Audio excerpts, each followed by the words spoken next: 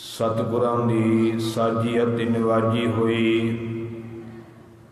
गुरु रूप गुरु प्यारी खालसा साध संगत जीओ।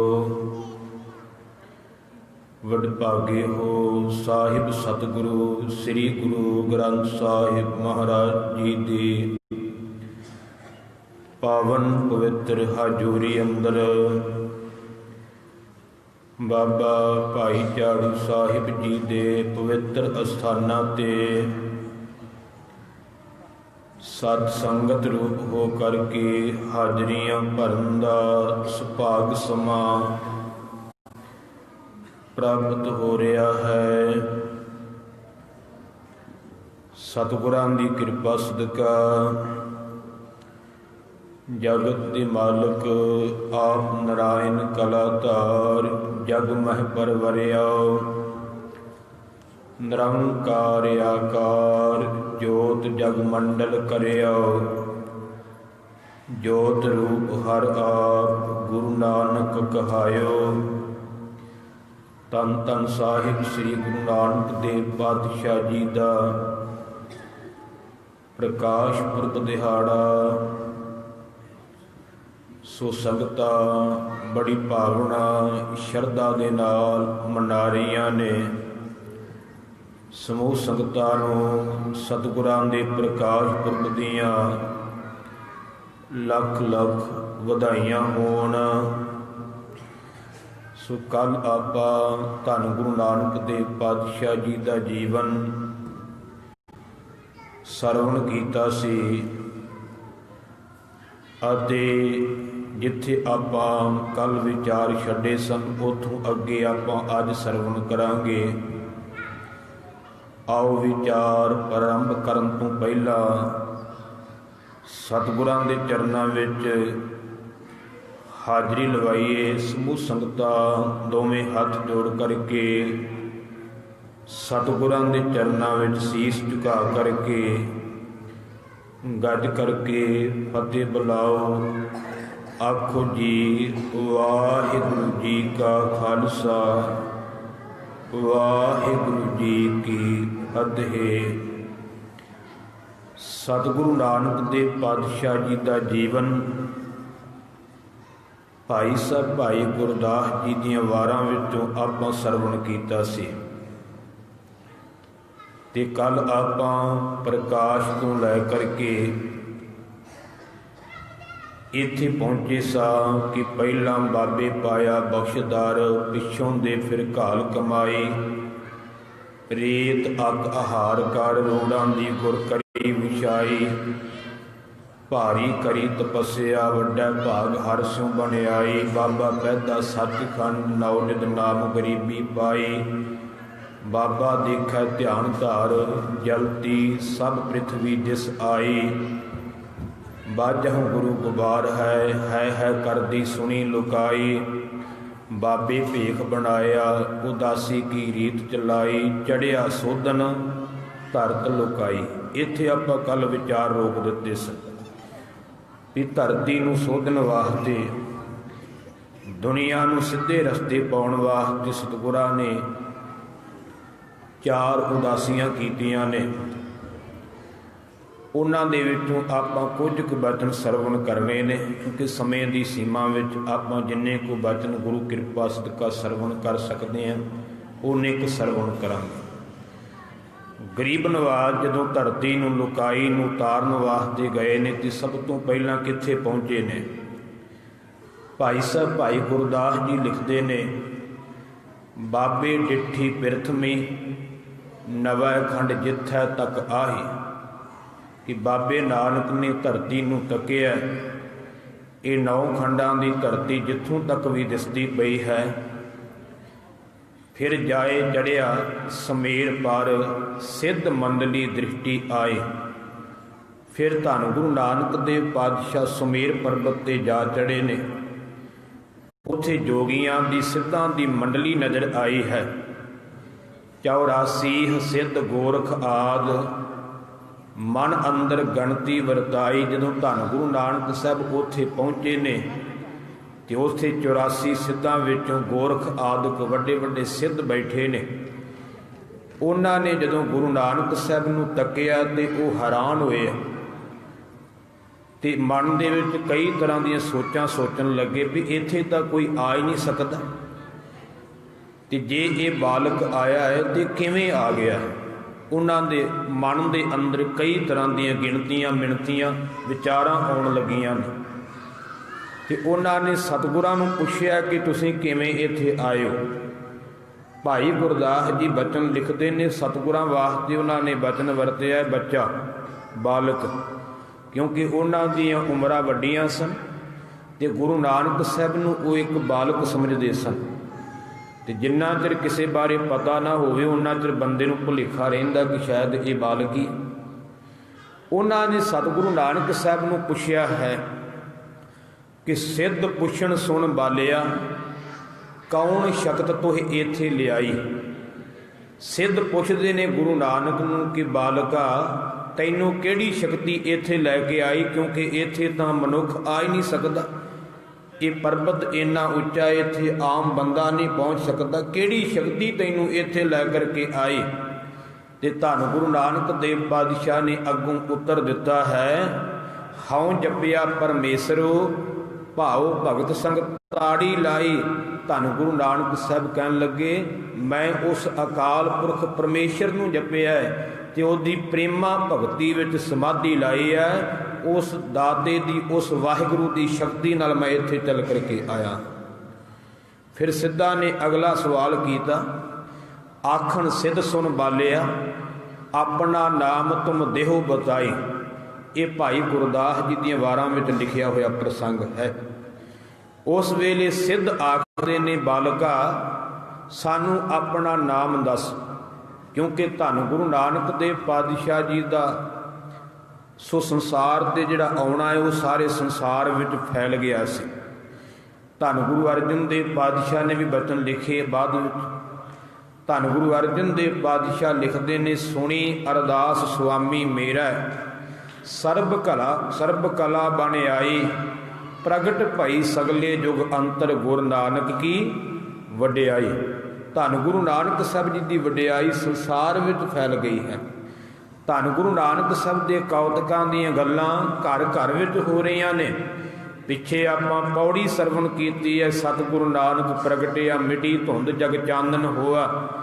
ਇਹਦੇ ਵਿੱਚ ਵੀ ਆਪਾਂ ਬਚਨ ਪੜ੍ਹਿਆ, ਘਰ ਘਰ ਅੰਦਰ ਧਰਮਸਾਲ ਹੋਵੇ ਕੀਰਤਨ ਸਦਾ ਵਸੋਆ। ਘਰ ਘਰ ਅੰਦਰ ਧਰਮਸ਼ਾਲਾ ਬਣ ਗਈ, ਗੁਰੂ ਨਾਨਕ ਦਾ ਜਸ ਹੋ ਰਿਹਾ, ਰੱਬ ਦੀ ਵਡਿਆਈ ਹੋ ਰਹੀ ਹੈ।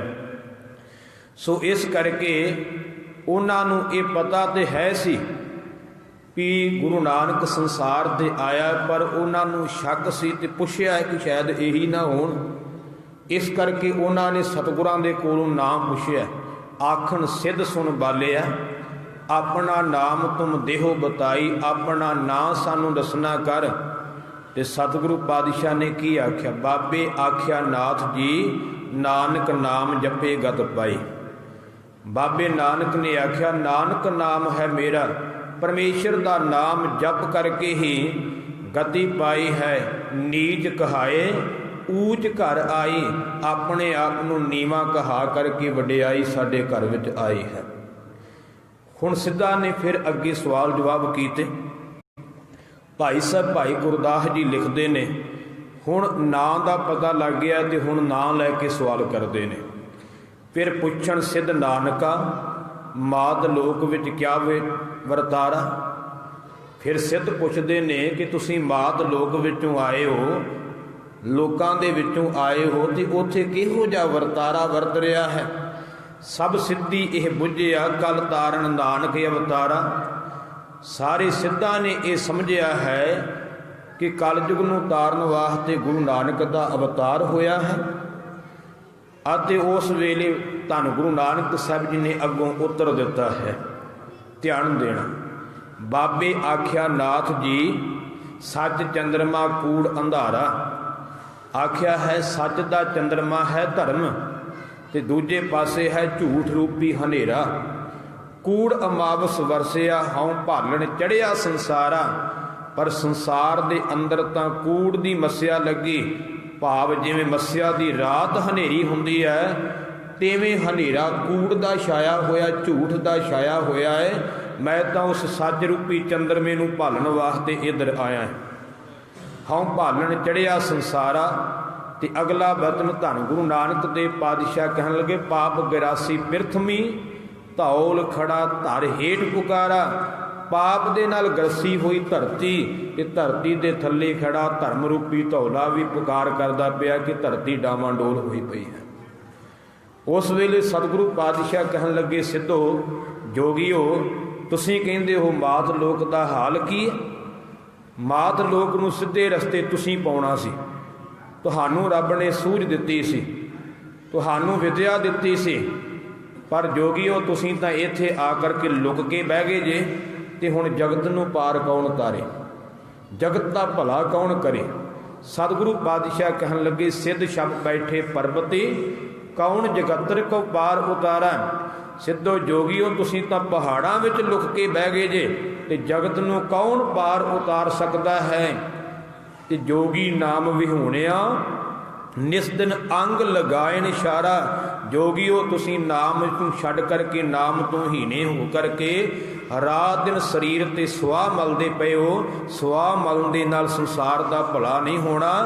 ਬਾਝ ਗੁਰੂ ਡੁੱਬਾ ਜਗ ਸਾਰਾ। ਗੁਰੂ ਤੋਂ ਬਿਨਾਂ ਸਾਰਾ ਸੰਸਾਰ ਡੁੱਬਦਾ ਜਾ ਰਿਹਾ ਹੈ। ਸਤਿਗੁਰਾਂ ਦੇ ਐਸੇ ਗਿਆਨ ਭਰਪੂਰ ਜਦੋਂ ਬਚਨ ਸੁਣੇ, ਜੋਗੀਆਂ ਨੇ ਆਪਸ ਵਿੱਚ ਸਲਾਹ ਕੀਤੀ। ਹੁਣ ਉਹਨਾਂ ਨੇ ਸਲਾਹ ਇਹ ਨਹੀਂ ਕੀਤੀ ਕਿ ਆਪਾਂ ਚੱਲੀਏ, ਉਹਨਾਂ ਨੇ ਸਲਾਹ ਕੀਤੀ ਹੈ ਕਿ ਇਹ ਜੋ ਗੁਰੂ ਨਾਨਕ ਦੇਵ ਜੀ ਨੇ, ਇਹ ਸਾਡੇ ਪੰਥ ਵਿੱਚ ਕਿਵੇਂ ਆਉਣਗੇ। ਉਹਨਾਂ ਦੇ ਮਨ ਦੇ ਵਿੱਚ ਵਿਚਾਰ ਆਇਆ ਕਿ ਜੇ ਇਹ ਨਾਨਕ ਤਪਾ ਸਾਡੇ ਪੰਥ ਵਿੱਚ ਆ ਜਾਵੇ, ਜੋਗੀ ਬਣ ਜਾਵੇ, ਤੇ ਸਾਡੇ ਪੰਥ ਨੂੰ ਬੜਾ ਅੱਗੇ ਲੈ ਕੇ ਜਾਵੇਗਾ, ਬੜਾ ਵਿਦਵਾਨ। ਧਿਆਨ ਦੇਣਾ, ਇਹ ਅੱਜ ਵੀ ਹਾਲਾਤ ਨੇ ਤੇ ਪਹਿਲਾਂ ਵੀ ਹੈ। ਹਰ ਬੰਦਾ ਆਪਣਾ ਲਾਭ ਵੇਖਦਾ, ਪਾਰਟੀਆਂ ਵੀ ਆਪਣਾ ਲਾਭ ਵੇਖਦੀਆਂ। ਜਿਹੜੇ ਬੰਦੇ ਨਾਲ 4 ਵੋਟਾਂ ਹੋਣ ਕਹਿੰਦੀਆਂ ਵੀ ਇਹ ਸਾਡੀ ਪਾਰਟੀ 'ਚ ਆ ਜਾਵੇ। ਇਸੇ ਤਰ੍ਹਾਂ ਹੀ ਇਹਨਾਂ ਸਿੱਧਾ ਜੋਗੀਆਂ ਨੇ ਵਿਚਾਰਿਆ। ਭਾਈ ਗੁਰਦਾਸ ਜੀ ਅੱਗੇ ਲਿਖਦੇ ਨੇ, ਸਿੱਧੀ ਮਨੇ ਵਿਚਾਰਿਆ ਕਿਵੈ ਦਰਸ਼ਨ ਲੇਵੈ ਇਹ ਬਾਲਾ। ਸਿੱਧਾ ਨੇ ਮਨ ਵਿੱਚ ਵਿਚਾਰਿਆ ਕਿ ਇਹ ਬਾਲਕ ਨਾਨਕ ਕਿਵੇਂ ਸਾਡੇ ਧਰਮ ਨੂੰ ਧਾਰਨ ਕਰੇਗਾ, ਕਿਵੇਂ ਜੋਗੀ ਬਣੇਗਾ। ਜੇ ਕਿਤੇ ਇਹ ਜੋਗੀ ਬਣ ਜਾਵੇ, ਐਸਾ ਜੋਗੀ ਕਲੀ ਮਹੇ ਹਮਰਾ ਪੰਥ ਕਰੇ ਉਜਿਆਲਾ। ਐਸਾ ਜੋਗੀ ਕਲਯੁਗ ਦੇ ਸਮੇਂ ਅੰਦਰ ਸਾਡੇ ਪੰਥ ਨੂੰ ਬੜਾ ਉਚੇਰਾ ਲੈ ਜਾਵੇਗਾ, ਸਾਡੇ ਪੰਥ ਨੂੰ ਬੜਾ ਰੌਸ਼ਨ ਕਰ ਦੇਵੇਗਾ। ਹੁਣ ਬੰਦੇ ਨੂੰ ਆਪਣੇ ਵਿੱਚ ਮਿਲਾਉਣ ਦੇ 3 ਤਰੀਕੇ ਵਿਦਵਾਨਾਂ ਨੇ ਲਿਖੇ ਨੇ। ਇੱਕ ਤੇ ਇਹ ਹੈ ਵੀ ਕਿਸੇ ਨੂੰ ਅਹੁਦਾ ਦੇ ਕਰਕੇ ਉਹਨੂੰ ਬਦਲ ਲੈਣਾ, ਜਿਵੇਂ ਪਾਰਟੀਆਂ ਵਾਲੇ ਵੀ ਬਦਲਦੇ ਆ ਨਾ, ਵੀ ਉਹਨੂੰ ਕੋਈ ਨਾ ਕੋਈ ਅਹੁਦਾ ਦੇ ਦਿੰਦੇ ਵੀ ਤੂੰ ਦੂਜੀ ਪਾਰਟੀ ਛੱਡਿਆ, ਤੈਨੂੰ ਅਸੀਂ ਆਪਣੀ ਪਾਰਟੀ 'ਚ ਆਹ ਪੋਸਟ ਦੇਵਾਂਗੇ, ਆਹ ਅਹੁਦਾ ਦੇਵਾਂ। ਇਸ ਤੋਂ ਭਾਵ ਕਿ ਕਿਸੇ ਨੂੰ ਬਹੁਤਾ ਸਤਿਕਾਰ ਦੇ ਕਰਕੇ ਡੁਲਾ ਦੇਣਾ। ਕੁਰਸੀ ਵੱਡਿਆਂ ਵੱਡਿਆਂ ਨੂੰ ਡੁਲਾ ਦਿੰਦੀ ਹੈ। ਦੂਜਾ ਤਰੀਕਾ ਹੈ ਕਿਸੇ ਨੂੰ ਲਾਲਚ ਦੇ ਕਰਕੇ ਆਪਣੇ ਵਿੱਚ ਲੈ ਆਉਣਾ। ਤੀਜਾ ਤਰੀਕਾ ਹੈ ਕਿਸੇ ਨੂੰ ਡਰਾ ਕਰਕੇ ਆਪਣੇ ਵਿੱਚ ਲਿਆਉਣਾ। ਇਹ 3 ਤਰੀਕੇ ਨੇ। ਹੁਣ ਸਿੱਧਾ ਨੂੰ ਇਸ ਗੱਲ ਦਾ ਪਤਾ ਲੱਗ ਗਿਆ ਵੀ ਜਿਹੜੀ ਤਾਂ ਗੱਲ ਵਡਿਆਈ ਦੀ ਆ, ਉਹ ਤਾਂ ਇਹ ਪਹਿਲਾਂ ਹੀ ਕਹਿ ਰਹੇ ਨੇ ਕਿ ਨੀਚ ਕਹਾਏ ਊਚ ਘਰ ਆਈ, ਵੀ ਅਸੀਂ ਆਪਣੇ ਆਪ ਨੂੰ ਨੀਵਾਂ ਅਖਵਾਇਆ ਤੇ ਤਾਂ ਉੱਚੇ ਬਣੇ ਹਾਂ। ਉਹ ਤਾਂ ਇਹਨਾਂ ਤੇ ਕੋਈ ਅਸਰ ਨਹੀਂ ਕਰੇਗੀ, ਇਸ ਕਰਕੇ ਉਹ ਤਰੀਕਾ ਨਹੀਂ ਵਰਤਿਆ। ਦੂਜੀ ਗੱਲ ਜਿਹੜੀ ਇਹਨਾਂ ਨੂੰ ਡਰਾਉਣ ਦੀ ਆ, ਜੇ ਇਹਨਾਂ ਡਰਨਾ ਹੁੰਦਾ ਤੇ ਇੱਥੋਂ ਤੱਕ ਆਉਣਾ ਹੀ ਨਹੀਂ ਸੀ। ਡਰਾਉਣ ਵਾਲਾ ਤਰੀਕਾ ਵੀ ਉਹਨਾਂ ਨਹੀਂ ਵਰਤਿਆ, ਪਰ ਉਹਨਾਂ ਨੇ ਤਰੀਕਾ ਕਿਹੜਾ ਵਰਤਿਆ ਹੈ ਕਿ ਇਹਨਾਂ ਨੂੰ ਲਾਲਚ ਦਿੱਤਾ ਜਾਵੇ। ਤੇ ਲਾਲਚ ਅੱਗੇ ਵੱਡੇ ਵੱਡੇ ਲੋਕ ਡਿੱਗ ਜਾਂਦੇ। ਲੋਕ, ਗੁਰੂ ਸਾਹਿਬ ਜੀ ਤਾਂ ਪਰਮੇਸ਼ਰ, ਮੈਂ ਲੋਕਾਂ ਦੀ ਗੱਲ ਕਰ ਰਿਹਾ। ਧਿਆਨ ਦੇਣਾ, ਹੁਣ ਧਿਆਨ ਦੇਣਾ। ਹੁਣ ਢੰਗ ਸਿੱਧਾ ਲਾਲਚ ਨਹੀਂ ਦਿੱਤਾ। ਧੰਨ ਗੁਰੂ ਨਾਨਕ ਦੇਵ ਪਾਤਸ਼ਾਹ ਨੂੰ ਸਿੱਧ ਕਹਿਣ ਲੱਗੇ ਵੀ ਆਹ ਲੋਟਾ ਲੈ ਜਾਓ ਤੇ ਆਹ ਨੇੜੇ ਤਲਾਬ ਹੈ, ਉਹਦੇ ਵਿੱਚੋਂ ਸਾਡੇ ਵਾਸਤੇ ਪਾਣੀ ਭਰ ਕੇ ਲਿਆਓ। ਹੁਣ ਸਤਿਗੁਰੂ ਪਾਤਸ਼ਾਹ ਜੀ ਜਾਣੀ ਜਾਣ ਨੇ, ਮਹਾਰਾਜ ਨੇ ਮਨਾ ਨਹੀਂ ਕੀਤਾ, ਪਾਣੀ ਲੈਣ ਚੱਲ ਪਏ। ਭਾਈ ਗੁਰਦਾਸ ਜੀ ਲਿਖਦੇ ਨੇ ਅੱਗੇ, ਖੱਪਰ ਦਿੱਤਾ ਨਾਥ ਜੀ ਪਾਣੀ ਭਰ ਲੈਵਣ ਉੱਠ ਚਾਲਾ। ਉਸ ਵੇਲੇ ਲੋਟਾ ਦਿੱਤਾ ਹੈ ਤੇ ਜੋਗੀ ਨੇ ਸਤਿਗੁਰੂ ਨਾਨਕ ਸਾਹਿਬ ਪਾਣੀ ਲਿਆਉਣ ਵਾਸਤੇ ਚੱਲ ਪਏ ਨੇ ਉੱਠ ਕਰਕੇ। ਤੇ बाबा आया पाणीऐ डिठे रतन जवाहर लाला। बाबा नानक चल करके जदों उस तलाब ते आया, जोगियां ने सिद्धां ने अपनी शक्ति नाल पानी नूं सुका दिता है ते उस पानी की थां ते जवाहरात हीरे मोती पैदा कर दिते ने। भी आपे इन्हां हीरियां मोतियां नूं वेख करके, धन दौलत नूं वेख करके डोल जावेगा। बाबा आया पाणीऐ डिठे रतन जवाहर लाला। रतन वेखे, जवाहरात वेखे, लाल वेखे ने, धन वेख्या है। पर भाई गुरदास जी अगला बचन बड़ा कमाल दा लिखते हैं। भाई साहब लिखते हैं, सतगुर अगम अगाध पुरख केड़ा झल्ले गुरु दी झाला। कहते सतगुरु तो पहुँच तो परे है, बड़ा डूंगा केड़ा गुरु दी झाल झल सकता, गुरु अगे कौन अड़ सकता है। फिर आया गुरुनाथ जी पानी ठौड़ नहीं उस ताला। फिर धन गुरु नानक साहब वापस आए तो कहन लगे, जोगी जी उथे पानी नहीं हैगा। हुण जोगी कहन लगे जे पानी नहीं तो उत्थे होर की सी। सतगुरु नानक साहब कहन लगे, साडा होर नाल कोई मतलब नहींगा, असीं पानी लैण गए सो ते सिर्फ पानी तक मतलब रखते, होर जो मर्जी होवे साडा ध्यान ही नहीं होर पासे। जदों पानी नहीं हैगा तो नहीं हैगा। उस वेले विचार चर्चा हुई, सिद्ध सतगुरां दे चरनी पए ते भाई गुरदास जी लिखते ने, शबद जिट्टी शबद जिती सिद्ध मंडली की तोस अपना पंथ निराला। कलयुग नानक नाम सुखाला। शब्द नाल धन गुरु नानक साहब जी ने सिद्धां दी मंडली नूं जित्तिया है ते अपना पंथ वखरा कीता दस्या है। कलयुग दे अंदर केवल परमेश्वर दा नाम ही सुख देण वाला है। इउं सतगुरु पातशाह जी ने सिद्धां नूं भी निरुत्तर कर दिता। इत्थे ध्यान देना, शब्द का अर्थ केवल ये नहीं भी ज्ञान है, भी आप आखिए भी ज्ञान नाल जित लिया। हुण सिद्धां ने तो बड़ियां शक्तियां विखाईयां। ज्ञान तो वड्डियां वड्डियां कोले जिहड़ा ठहरदानी, कल्ला ज्ञान नहीं, गुरु नानक की शक्ति भी हर थां वरतदी रही है। मैं अगे जाके बयान करांगा। ध्यान देना गुरु प्यार वालो। हुण मैं एक घटना होर आप जी नाल साझी कर लगा। सतगुरु पातशाह चलदियां चलदियां मक्के की धरती ते गए। ये दो ही घटनावां तुहाडे नाल साझीआं करनियां ने, क्योंकि समा अपने कोल सीमित है। एक मक्के की घटना ते एक बगदाद की, सिर्फ दो घटनावां तुहाडे सम्मुख रखणियां। ध्यान देना गुरु प्यार वालो। भाई साहब भाई गुरदास जी ने लिखियां ने, ते भाई गुरदास जी वो सिख ने जिन्हां दी बाणी नूं धन गुरु अर्जन साहब ने आख्या ये गुरु ग्रंथ साहिब दी कुंजी है। जिन्हां दी बाणी बारे रहत मर्यादा विच वचन लिखिया, जिथे गुरु ग्रंथ साहिब दी बाणी दा कीर्तन हो सकता है, उत्थे भाई गुरदास जी दी बाणी दा बराबर ते ही कीर्तन हो सकता है। सचखंड श्री हरमंदर साहिब विच भाई गुरदास जी दी वारां विचों भी कीर्तन हुंदा है। ध्यान देना गुरु प्यार वालिओ। ते जदों गुरु ने वडियाई दित्ती है तो उस सिख के लिखे हुए बोलों ते कोई उंगल नहीं चुक सकता जिन्हों गुरु ने प्रवान किया। हुण भाई गुरदास जी एक बचन लिखते हैं कि बाबा फिर मक्के गया, बाबा नानक फिर मक्के की धरती ते गया है। नील वस्त्र धार बनवारी।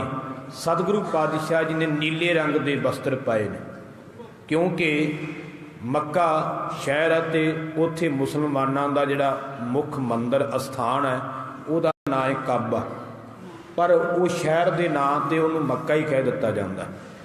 जिवें आपां सचखंड श्री हरमंदर साहिब जाना होवे ते आपां शब्द वरत लैंदे भी श्री अमृतसर चलीए।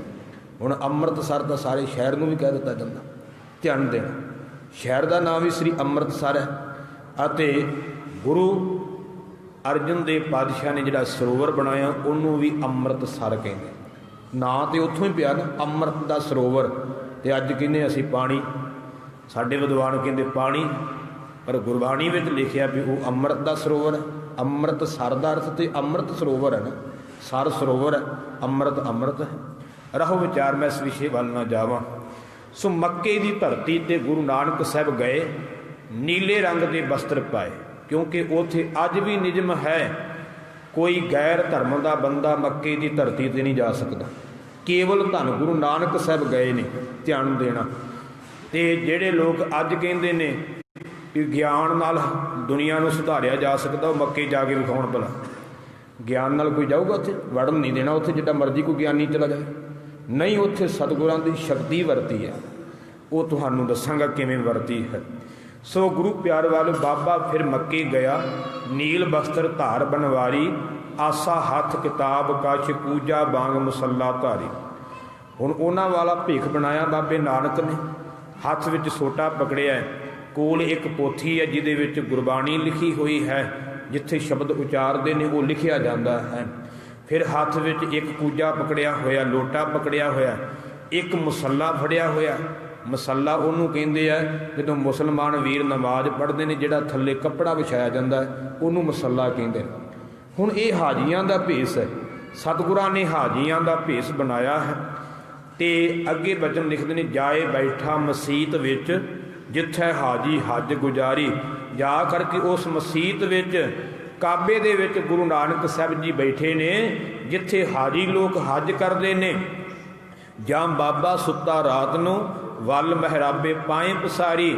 ਜਾਂ ਬਾਬਾ ਨਾਨਕ ਰਾਤ ਵੇਲੇ ਸੁੱਤਾ ਹੈ ਤੇ ਚਰਨ ਕੀਤੇ ਹੋਏ ਨੇ ਮੱਕੇ ਵੱਲ, ਕਾਬੇ ਵੱਲ।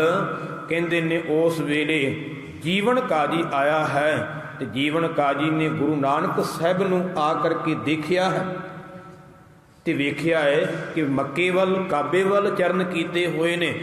ਤੇ ਉਹਨੇ ਆ ਕਰਕੇ ਪ੍ਰੇਮ ਨਾਲ ਨਹੀਂ ਉਠਾਇਆ ਗੁਰੂ ਨਾਨਕ ਸਾਹਿਬ ਨੂੰ, ਆਉਂਦੇ ਸਤਿਗੁਰੂ ਨਾਨਕ ਸਾਹਿਬ ਨੂੰ ਠੁੱਡ ਮਾਰਿਆ ਹੈ, ਲੱਤ ਮਾਰੀ। ਮੈਂ ਕਈ ਵਾਰ ਸੋਚਦਾ ਹੁੰਦਾ ਹੈ ਕਿ ਗੁਰੂ ਨਾਨਕ ਦੇ ਪਾਤਸ਼ਾਹ ਨੂੰ ਲੋਕਾਂ ਨੇ ਲੱਤਾਂ ਮਾਰੀਆਂ, ਠੁੱਡ ਮਾਰੇ, ਆਪਾਂ ਕੀ ਚੀਜ਼ ਆ? ਆਪਾਂ ਤੇ ਉਹਨਾਂ ਦੇ ਬੋਲਾਂ ਨੂੰ ਸੁਣਾਉਣੇ ਆ, ਆਪਣੇ ਕੋਲੋਂ ਕੁਝ ਵੀ ਨਹੀਂ ਸੁਣਾਉਂਦੇ। ਧਿਆਨ ਦੇਣਾ। ਹੁਣ ਭਾਈ ਗੁਰਦਾਸ ਜੀ ਲਿਖਦੇ ਨੇ, ਜੀਵਨ ਮਾਰੀ ਲੱਤ ਦੀ ਕਿਹੜਾ ਸੁੱਤਾ ਕੁਫਰ ਖੁਫਾਰੀ। ਜੀਵਨ ਕਾਜੀ ਨੇ ਲੱਤ ਮਾਰੀ ਹੈ, ਇਹ ਕਿਹੜਾ ਇੱਥੇ ਕੁਫਰ ਕਾਫਰ ਸੁੱਤਾ ਪਿਆ ਹੋਇਆ ਹੈ। ਲੱਤਾਂ ਵੱਲ ਖੁਦਾਏ ਦਾ ਕਿਉਂ ਕਰ ਪਿਆ ਹੋਏ ਬਜਗਾਰੀ। ਖੁਦਾ ਦੇ ਘਰ ਵੱਲ ਲੱਤਾਂ ਕਰਕੇ ਕਿਉਂ ਪਿਆ ਹੋਇਆ? ਸਤਿਗੁਰਾਂ ਨੇ ਕੋਈ ਗੁੱਸਾ ਨਹੀਂ ਕੀਤਾ, ਮਹਾਰਾਜ ਮੁਸਕਰਾਏ ਨੇ। ਹੁਣ ਭਾਈ ਮਰਦਾਨਾ ਕੋਲ ਸੀ, ਕਹਿਣ ਲੱਗਾ, ਮਹਾਰਾਜ ਇਹ ਤੁਹਾਨੂੰ ਲੱਤਾਂ ਮਾਰ ਰਿਹਾ, ਇਹ ਤੁਹਾਨੂੰ ਮਾੜੇ ਸ਼ਬਦ ਬੋਲ ਰਿਹਾ ਹੈ, ਤੇ ਤੁਸੀਂ ਅੱਗੋਂ ਮੁਸਕਰਾਉਂਦੇ ਪਏ ਜੇ, ਇਹਨੂੰ ਕੁਝ ਕਹਿੰਦੇ ਨਹੀਂ ਪਏ।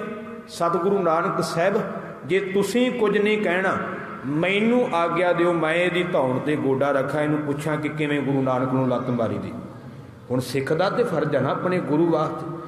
ਉਸ ਵੇਲੇ ਧੰਨ ਗੁਰੂ ਨਾਨਕ ਸਾਹਿਬ ਕਹਿਣ ਲੱਗੇ, ਨਹੀਂ ਮਰਦਾਨਿਆਂ, ਇਹ ਤਾਂ ਪਾਗਲ ਲੋਕ ਹੈ, ਤੇ ਜਦੋਂ ਪਾਗਲ ਲੋਕਾਂ ਦਾ ਇਲਾਜ ਕਰਨ ਵਾਸਤੇ ਡਾਕਟਰ ਜਾਂਦਾ, ਹੁਣ ਦੀ ਭਾਸ਼ਾ 'ਚ ਮੈਂ ਡਾਕਟਰ ਸ਼ਬਦ ਵਰਤ ਰਿਹਾ, ਉਦੋਂ ਵੈਦ ਕਿਹਾ ਜਾਂਦਾ ਸੀ, ਹਕੀਮ ਕਿਹਾ ਜਾਂਦਾ ਸੀ। ਡਾਕਟਰ ਜਾਂਦਾ ਪਾਗਲਖਾਨੇ, ਤੇ ਪਾਗਲ ਡਾਕਟਰ ਦੇ ਗਲ ਵੀ ਪੈਂਦੇ ਆ। ਪਾਗਲ ਡਾਕਟਰ ਨੂੰ ਵੇਖ ਕਰਕੇ ਕਈ ਤਰ੍ਹਾਂ ਦਾ ਮੂੰਹ ਵੀ ਬਣਾਉਂਦੇ, ਪਾਗਲ ਡਾਕਟਰ ਨੂੰ ਗਾਲਾਂ ਵੀ ਕੱਢਦੇ ਆ, ਪਰ ਡਾਕਟਰ ਉਹਨਾਂ ਦੇ ਵੱਲ ਧਿਆਨ ਨਹੀਂ ਦਿੰਦਾ। ਉਹਨੂੰ ਪਤਾ ਮੈਂ ਇਹਨਾਂ ਦਾ ਇਲਾਜ ਕਰਨਾ ਆ, ਤੇ ਜੇ ਡਾਕਟਰ ਉਹਨਾਂ ਦੀ ਗੱਲਾਂ ਵੱਲ ਧਿਆਨ ਦੇਵੇ ਤੇ ਕਦੇ ਇਲਾਜ ਨਹੀਂ ਕਰ ਸਕਦਾ।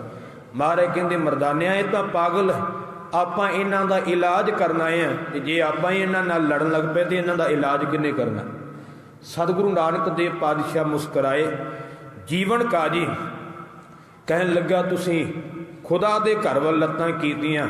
ਸਤਿਗੁਰੂ ਨਾਨਕ ਦੇਵ ਪਾਤਸ਼ਾਹ ਬੜੀ ਨਿਮਰਤਾ ਨਾਲ ਕਹਿਣ ਲੱਗੇ, ਕਾਜੀ ਸਾਹਿਬ, ਦੂਰੋਂ ਚੱਲ ਕੇ ਆਏ ਸਾਂ, ਥੱਕੇ ਹੋਏ ਸਾਂ, ਪਤਾ ਹੀ ਨਹੀਂ ਲੱਗਾ ਵੀ ਕਿੱਧਰ ਨੂੰ ਪੈਰ ਹੋ ਗਏ ਨੇ। ਹੁਣ ਵੀ ਸਰੀਰ ਜਿਹੜਾ ਹੈ ਉਹ ਬੜਾ ਥੱਕਿਆ ਪਿਆ ਹੈ। ਤੁਸੀਂ ਇਉਂ ਕਰੋ ਵੀ ਜਿੱਧਰ ਖੁਦਾ ਦਾ ਘਰ ਨਹੀਂ ਗਾ, ਉਧਰਲੇ ਪਾਸੇ ਸਾਡੇ ਪੈਰ ਕਰ ਦਿਓ। ਹੁਣ ਕਾਜੀ ਹੋਰ ਖਿਜਿਆ, ਤੇ ਕਾਜੀ ਨੇ ਧੰਨ ਗੁਰੂ ਨਾਨਕ ਸਾਹਿਬ ਜੀ ਨੂੰ ਲੱਤਾਂ ਤੋਂ ਫੜ ਕੇ ਧੂਇਆ ਹੈ। ਜਿਹੜੇ ਗੁਰੂ ਨਾਨਕ ਨੂੰ ਧੂ ਸਕਦੇ, ਆਪਾਂ ਕੀ ਚੀਜ਼ ਆ? ਧਿਆਨ ਦੇਣਾ। ਭਾਈ ਗੁਰਦਾਸ ਜੀ ਲਿਖਦੇ, ਮੈਂ ਨਹੀਂ ਲਿਖਦਾ, ਭਾਈ ਗੁਰਦਾਸ ਜੀ ਲਿਖਦੇ ਨੇ, ਟੰਗੋਂ ਪਕੜ ਘਸੀਟਿਆ। ਘਸੀਟਿਆ ਦਾ ਅਰਥ ਕੀ? ਧੂਇਆ ਹੀ ਕਹਰ। ਧਿਆਨ ਦੇਣਾ, ਟੰਗੋਂ ਪਕੜ ਘਸੀਟਿਆ। ਪੰਜਾਬੀ ਦੇ ਵਿੱਚ ਆਪਾਂ ਲੱਤਾਂ ਕਹਿੰਦੇ, ਹਿੰਦੀ ਵਿੱਚ ਟੰਗ ਕਿਹਾ ਜਾਂਦਾ। ਟੰਗਾਂ ਤੋਂ ਭਾਵ ਲੱਤਾਂ ਤੋਂ ਫੜ ਕਰਕੇ ਗੁਰੂ ਨਾਨਕ ਸਾਹਿਬ ਨੂੰ ਧੂਇਆ ਹੈ। ਤੇ ਭਾਈ ਸਾਹਿਬ ਜੀ ਲਿਖਦੇ ਨੇ, ਫਿਰਿਆ ਮੱਕਾ ਕਲਾ ਦਿਖਾਰੀ। ਜਦੋਂ ਗੁਰੂ ਨਾਨਕ ਸਾਹਿਬ ਦੇ ਚਰਨ ਧੂ ਕਰਕੇ ਦੂਜੇ ਪਾਸੇ ਕੀਤੇ, ਤੇ ਮੱਕਾ ਵੀ ਚੱਲ ਕਰਕੇ ਉਸੇ ਪਾਸੇ ਚਲਾ ਗਿਆ। ਗੱਜ ਕਰਕੇ ਆਖੋ ਸਤਨਾਮ। ਉਸ ਵੇਲੇ ਸਤਿਗੁਰੂ ਜੀ ਨੇ ਕਲਾ ਦਿਖਾਈ ਹੈ, ਸ਼ਕਤੀ ਦਿਖਾਈ ਹੈ। ਤੇ ਹੁਣ ਕਈ ਕਹਿਣਗੇ, ਨਹੀਂ ਜੀ, ਮੱਕਾ ਨਹੀਂ ਸੀ ਫਿਰਿਆ, ਮਨ ਫਿਰਿਆ ਸੀ। ਮਨ ਫੇਰਨਾ ਕਿਤੇ ਸੌਖਾ? चलो तुहाडी गल नहीं मान ली कि मन सौखा किसी का मन बदल देना, वो भी बड़ा औखा काम है। पर भाई गुरदास जी ने मक्का लिखिया है तो मक्का ही फिरिया है, वो अगे जाके क्लीयर हो जाएगा। फिरिया मक्का कला दिखारे, मक्का गुरु नानक के चरणों द्वारे वो काबा घूमिया है, ये कला दिखाई है। तो गुरु प्यार वाले होए हैरान, करेन जुहारी। जो मक्का ही गुरु नानक के चरणों द्वारे घूम गया तो हैरान होकर के सारे काजी धन गुरु नानक नूं नमस्कारां कर लगे, चरनी पै गए। ਐਵੇਂ नहीं धन गुरु अर्जन साहब ने लिख दिता, सब ते वड्डा सतगुरु नानक जिन कल राखी मेरे। केवल गल्ली बाती नहीं लिखिया, ये गुरु नानक साहब का जीवन दसदा कि वो सारिਆਂ तो वड्डे ने।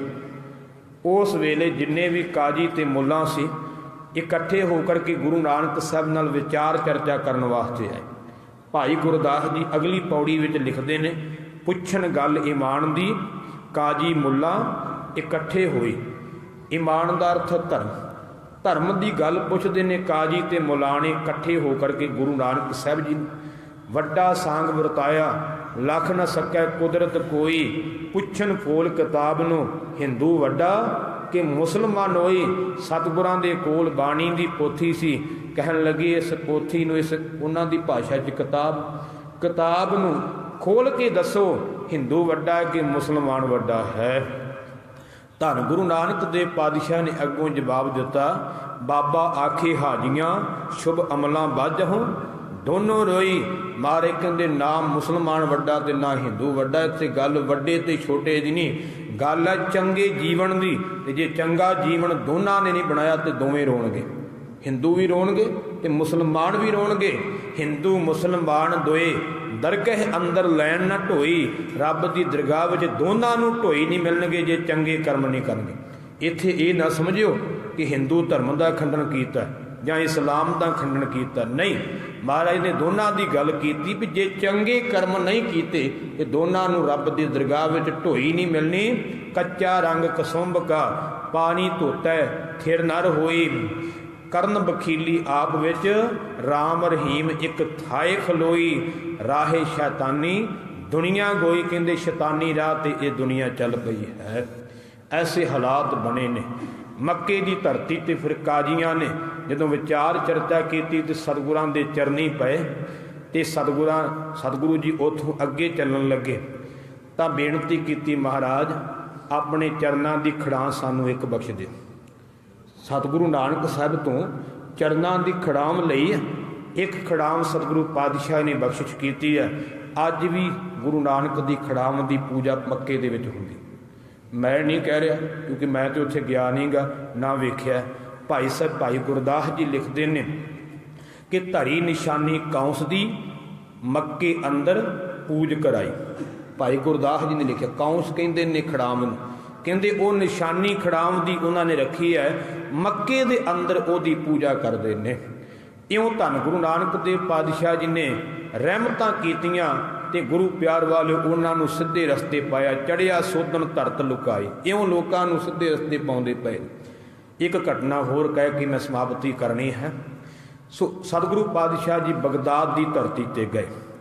भाई गुरदास जी लिखते ने, फिर बाबा गया बगदाद नूं बाहर जाए किया अस्थाना।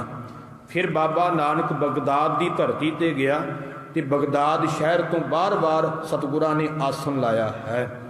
एक बाबा अकाल रूप, दूजा रबाबी मरदाना। एक बाबा नानक अकाल पुरख का स्वरूप है तो दूजा कीर्तनिया भाई मरदाना है।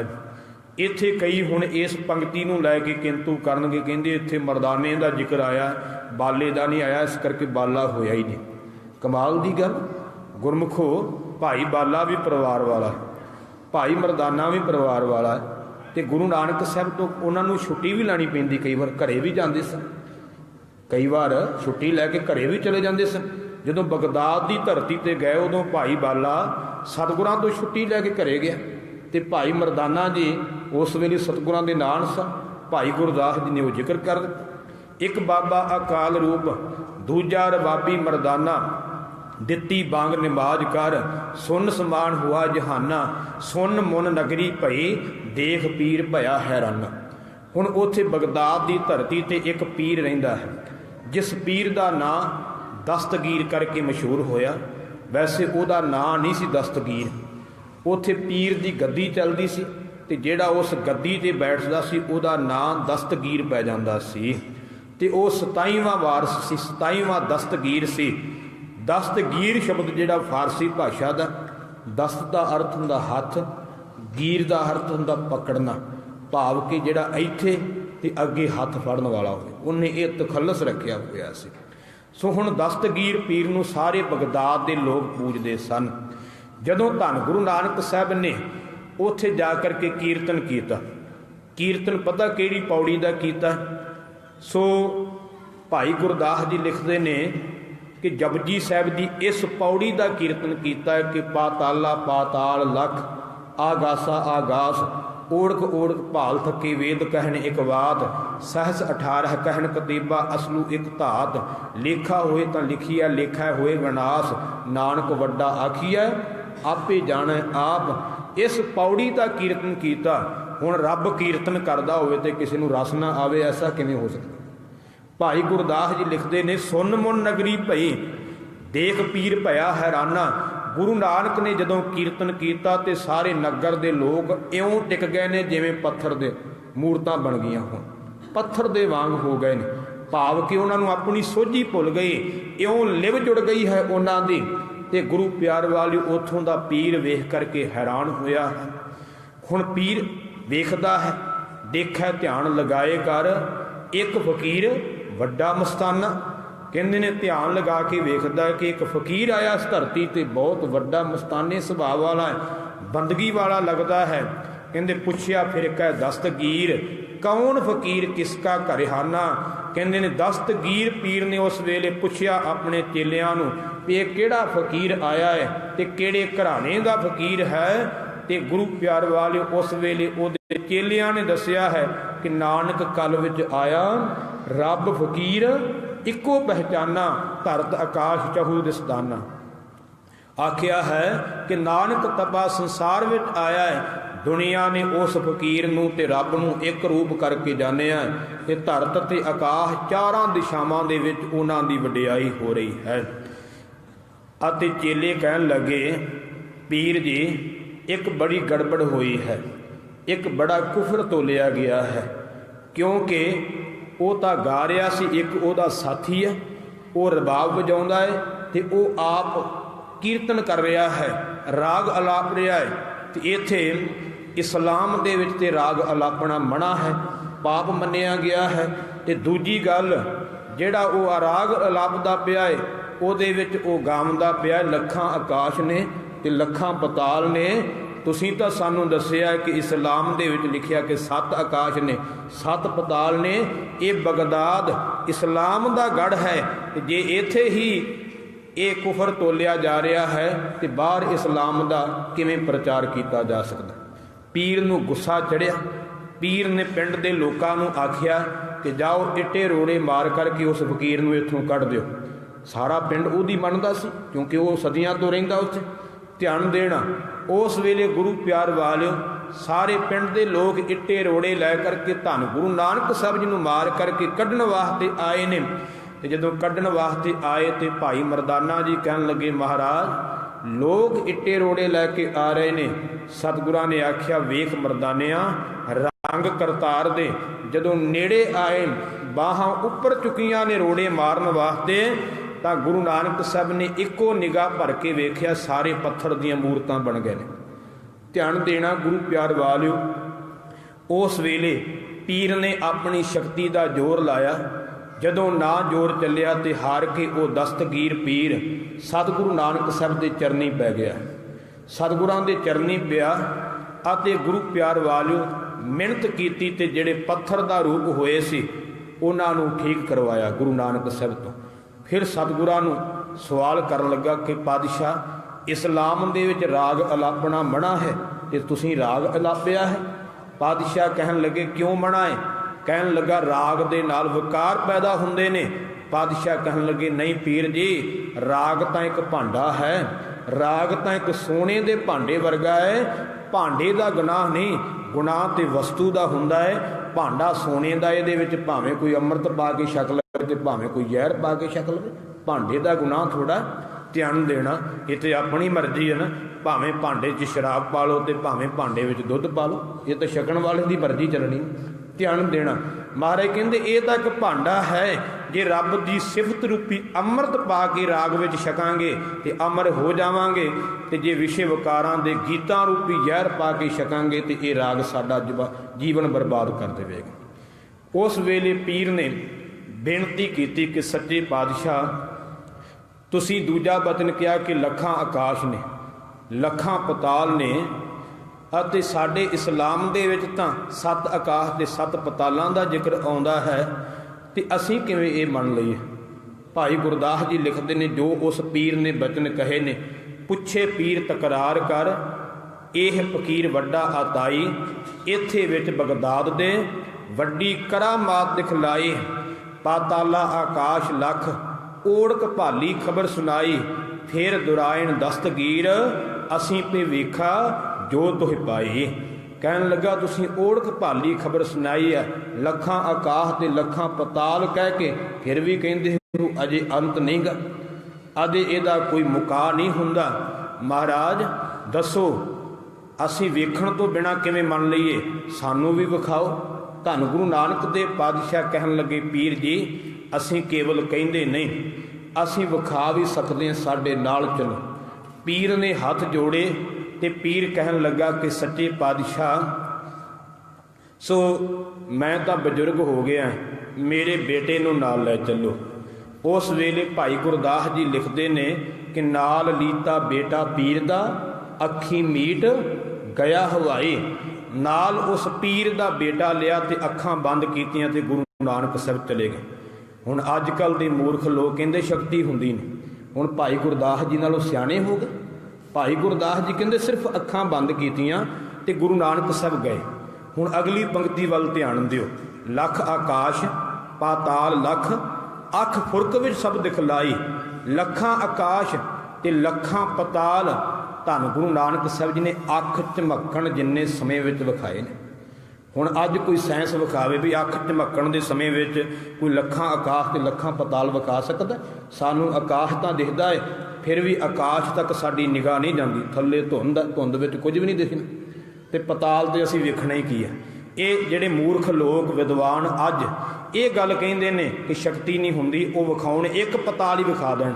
ਗੁਰੂ ਨਾਨਕ ਸਾਹਿਬ ਨੇ ਤੇ ਅੱਖ ਝਮਕਣ ਦੇ ਸਮੇਂ ਵਿੱਚ ਗੁਰੂ ਪਿਆਰ ਵਾਲੇ ਲੱਖਾਂ ਆਕਾਸ਼ ਤੇ ਲੱਖਾਂ ਪਤਾਲ ਵਿਖਾਉਣਾ ਕੀਤੇ ਨੇ। ਤੇ ਆ ਢੱਡਰੀਆਂ ਵਾਲਾ ਉੱਠਿਆ ਜੇ ਮੂਰਖ ਬੰਦਾ, ਕਹਿੰਦਾ ਸ਼ਕਤੀ ਹੁੰਦੀ ਕੋਈ ਨਹੀਂ, ਹਰ ਚੀਜ਼ ਦਾ ਖੰਡਨ ਕਰੀ ਜਾ ਰਿਹਾ ਹੈ। ਸੋ ਬੜਾ ਦੁੱਖ ਹੁੰਦਾ ਹੈ। ਤੇ ਜਿਹੜੇ ਲੱਗੇ ਬੈਠੇ ਹੁੰਦੇ ਲੋਕ, ਉਹ ਜਦੋਂ ਗਲਤ ਬੋਲਦਾ, ਬੋਲੇ ਸੋ ਨਿਹਾਲ, ਜਕਾਰੇ ਛੱਡੀ ਜਾਂਦੇ। ਮੈਂ ਕਹਿੰਦਾ ਭੇਡਾਂ ਹੀ ਅੱਗੇ ਬੈਠੀਆਂ ਜਿਹੜੀਆਂ ਗੁਰੂ ਦੀ ਨਿੰਦਿਆ ਸੁਣ ਕਰਕੇ ਤੇ ਗੁਰੂ ਪਿਆਰਿਓ ਜਕਾਰੇ ਛੱਡੀ ਜਾਈਏ ਤੇ ਫਿਰ ਭੇਡਾਂ ਹੀ ਕਹਿਣਾ ਪਵੇਗਾ। ਦੁੱਖ ਲੱਗਦਾ ਹੈ। ਇਹੋ ਜਿਹੇ ਬੰਦਿਆਂ ਤੋਂ ਸੁਚੇਤ ਹੋ।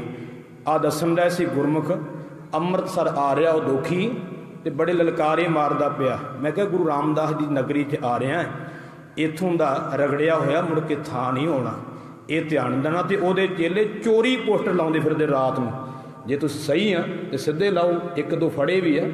ਧਿਆਨ ਦੇਣਾ ਗੁਰੂ ਪਿਆਰ ਵਾਲਿਓ, ਸਮਝਣ ਦੀ ਲੋੜ ਹੈ। ਤੇ ਉਹ ਮੂਰਖ ਬੰਦਾ ਕਹਿੰਦਾ ਸ਼ਕਤੀ ਹੁੰਦੀ ਨਹੀਂ। ਹੁਣ ਮੂਰਖ ਦੀ ਮੰਨੀਏ ਕਿ ਬ੍ਰਹਮ ਗਿਆਨੀ ਦੀ ਮੰਨੀਏ?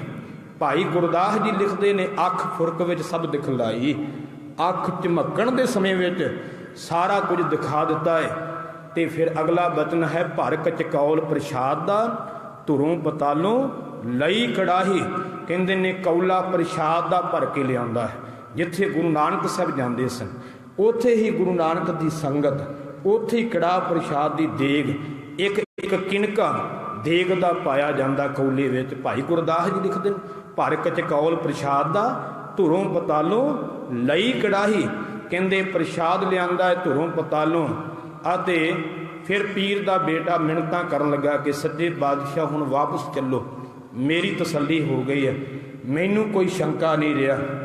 ਤੇ ਜ਼ਾਹਰ ਕਲਾ ਨਾ ਛੱਪਾ ਛਪਾਈ ਵਾਪਸ ਆਏ ਨੇ ਅਤੇ ਅੱਖਾਂ ਖੋਲੀਆਂ ਨੇ। ਤੇ ਉਸ ਵੇਲੇ ਪੀਰ ਦਾ ਬੇਟਾ ਆਪਣੇ ਅੱਬਾ ਦੇ ਅੱਗੇ ਹੱਥ ਜੋੜ ਕੇ ਕਹਿਣ ਲੱਗਾ, ਅੱਬਾ ਜਾਨ ਜੋ ਕੁਝ ਇਹ ਕਹਿੰਦੇ ਨੇ ਬਿਲਕੁਲ ਸਹੀ ਕਹਿੰਦੇ ਨੇ, ਇਹਨਾਂ ਤੇ ਕਿੰਤੂ ਨਾ ਕਰੋ। ਲੱਖਾਂ ਵਿਖਾ ਕਰਕੇ ਵੀ ਅੱਗੇ ਤੁਰੇ ਜਾਂਦੇ ਸਨ, ਮੈਂ ਤਾਂ ਤਰਲਾ ਲੈ ਕਰਕੇ ਵਾਪਸ ਆਇਆ ਹਾਂ। ਇੱਥੇ 2 ਕੁ ਬਚਨ ਮੈਂ ਕਰਕੇ ਸਮਾਪਤੀ ਕਰਨੀ ਹੈ। ਸੋ ਗੁਰੂ ਪਿਆਰ ਵਾਲਿਓ, ਇੱਥੇ 3 ਸਵਾਲ ਫਿਰ ਉਸ ਪੀਰ ਨੇ ਕੀਤੇ ਨੇ, ਦਸਤਗੀਰ ਪੀਰ ਨੇ 3 ਸਵਾਲ ਕੀਤੇ ਨੇ। ਤੇ ਗੁਰੂ ਪਿਆਰ ਵਾਲਿਓ, ਉਹ 3 ਸਵਾਲ ਕਿਹੜੇ ਕੀਤੇ ਸਨ? ਇੱਕ ਸਵਾਲ ਕੀਤਾ ਕਿ ਰੱਬ ਤੋਂ ਪਹਿਲਾਂ ਕੌਣ ਸੀ। ਦੂਜਾ ਸਵਾਲ ਕੀਤਾ ਕਿ ਰੱਬ ਜੇ ਹੈਗਾ ਖੁਦਾ ਹੈ ਤਾਂ ਦਿਸਦਾ ਕਿਉਂ ਨਹੀਂ। ਤੀਜਾ ਸਵਾਲ ਕੀਤਾ ਕਿ ਰੱਬ ਕਰਦਾ ਕੀ ਹੈ। ਧਿਆਨ ਦੇਣਾ, ਜਦੋਂ ਪਹਿਲਾ ਸਵਾਲ ਕੀਤਾ ਗੁਰੂ ਨਾਨਕ ਸਾਹਿਬ ਜੀ ਨੂੰ ਦਸਤਗੀਰ ਪੀਰ ਨੇ ਕਿ ਰੱਬ ਤੋਂ ਪਹਿਲਾਂ ਕੀ ਸੀ, ਧੰਨ ਗੁਰੂ ਨਾਨਕ ਸਾਹਿਬ ਜੀ ਕਹਿਣ ਲੱਗੇ, ਪੀਰ ਜੀ ਤੁਹਾਡੇ ਕੋਲ ਮੋਹਰਾਂ ਹਨ? ਕਹਿਣ ਲੱਗੇ ਜੀ ਹਾਂ ਹਨ। ਮਾਰੇ ਕਹਿੰਦੇ ਮੋਹਰਾਂ ਲੈ ਕੇ ਆਓ। ਮੋਹਰਾਂ ਲੈ ਕੇ ਆਂਦੀਆਂ। ਪਾਤਸ਼ਾਹ ਕਹਿਣ ਲੱਗੇ ਇਹਨਾਂ ਮੋਹਰਾਂ ਦੀ ਗਿਣਤੀ ਕਰੋ। ਹੁਣ ਗਿਣਤੀ ਕਰਨ ਲੱਗੇ ਨੇ 1 2 3 4 5 6 7 8। ਮਾਰੇ ਕਹਿੰਦੇ ਨਹੀਂ ਗਿਣਤੀ ਗਲਤ ਹੈ, ਦੁਬਾਰਾ ਗਿਣੋ। ਜਦੋਂ ਦੁਬਾਰਾ ਫਿਰ ਗਿਣਤੀ ਸ਼ੁਰੂ ਕੀਤੀ 1 2 3 4 5 6 7 8 9। ਮਾਰੇ ਕਹਿੰਦੇ ਨਹੀਂ ਗਿਣਤੀ ਗਲਤ ਹੈ, ਦੁਬਾਰਾ ਸ਼ੁਰੂ ਕਰੋ। ਤੇ ਪੀਰ ਕਹਿਣ ਲੱਗਾ ਨਹੀਂ ਮਹਾਰਾਜ ਗਿਣਤੀ ਇੱਥੋਂ ਸ਼ੁਰੂ ਹੁੰਦੀ ਹੈ। ਮਾਰੇ ਕਹਿੰਦੇ ਨਹੀਂ 1 ਤੋਂ ਪਹਿਲਾਂ ਕੀ ਸੀ? ਕਹਿੰਦੇ ਜੀ 1 ਤੋਂ ਪਹਿਲਾਂ ਤੇ ਕੁਝ ਵੀ ਨਹੀਂ, ਗਿਣਤੀ ਹੀ 1 ਤੋਂ ਸ਼ੁਰੂ ਹੁੰਦੀ ਹੈ। ਸਤਿਗੁਰੂ ਪਾਤਸ਼ਾਹ ਕਹਿਣ ਲੱਗੇ ਰੱਬ ਤੋਂ ਪਹਿਲਾਂ ਵੀ ਕੱਖ ਨਹੀਂ, ਸਭ ਕੁਝ ਰੱਬ ਤੋਂ ਹੀ ਸ਼ੁਰੂ ਹੁੰਦਾ ਹੈ। ਹੁਣ ਧਿਆਨ ਦੇਣਾ। ਹੁਣ ਦੂਜਾ ਸਵਾਲ ਕੀਤਾ ਸੀ ਕਿ ਜੇ ਖੁਦਾ ਹੈ ਤਾਂ ਦਿਸਦਾ ਕਿਉਂ ਨਹੀਂ।